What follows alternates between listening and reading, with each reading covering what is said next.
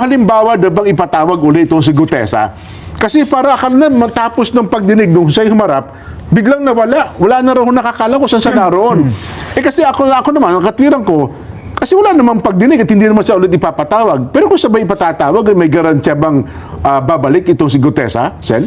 Basta wag lang nilang takutin kasi ngayon may nagsasabi ba? na meron daw siyang 5 milyon na nakapatong sa kanyang ulo kaya grabe, no? tatago yung tao. Ah, Yun nga yung sinasabi mo kanina, Nelson. Lahat ng gustong tumistigo dahil sa ang pinagsasabi na nito ay patungkol na dun sa mga talagang nakikita nating mastermind talaga. opo. Gagawa ng paraan. Oho. May nakita ka nga akong mga mangilan-gilan na nakikita ko ng reliable na information na galing nito mismo sa mga i-final nila sa ICI. Opo, oho. Di umano tungkol dyan sa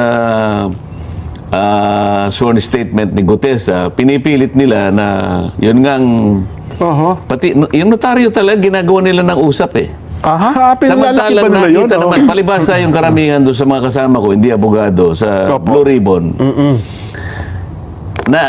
Pagkamali nila na ang pinakamalaking bahagi ng kanyang pagtitestigo o yung credibility ng kanyang testimony ay nandun sa notaryo. Opo. Hindi, nawala na nasaysay yung notaryo nung siya ay nagpasya na talagang lumabas at humarap sa Blue Ribbon. pagdinig sa Blue Ribbon. Opo. Wala nang issue ang notaryo dun eh, kung tutuusin mo eh. Ang testimony niya ay binigay, binasa niya, at nagkaroon sila ng pagkakataon na tanungin siya Opo. base sa kanyang paglalahad. Under oath. O yan, oh. Under oath yun. Opo. Sumumpa siya, umarap, pinagtatanong, sumagot, hanggang matapos ang kanyang presentation. Oho.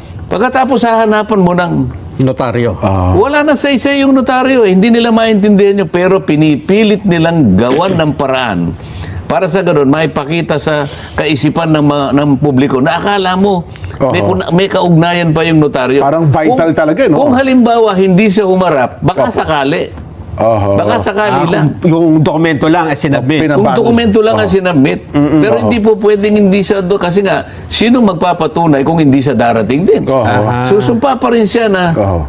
ako po ang may pirma dito sa sworn affidavit na ito.